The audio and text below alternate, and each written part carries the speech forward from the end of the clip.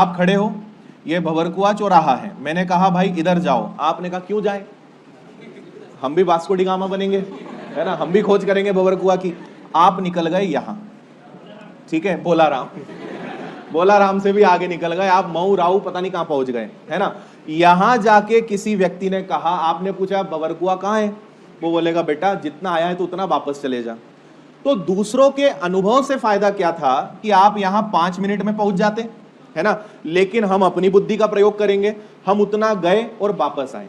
सबसे ज्यादा नुकसान है गलत रास्ते पे आप जितना आगे बढ़ते हो उतना ही पीछे भी आना पड़ता है ना।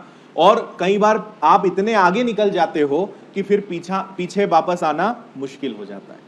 इसलिए 2 चॉइसेस आपके पास हमेशा है कि या तो उन लोगों की बात मान लो जो ऑलरेडी किसी जगह पहुंच चुके हैं, किसी मुकाम पे पहुंच चुके हैं, जो ऑलरेडी एग्जाम्स निकाल चुके हैं, जिन्होंने ऑलरेडी बहुत एक्सपेरिमेंट अपनी लाइफ में करे हैं, तो आप उनकी बातें मान लो।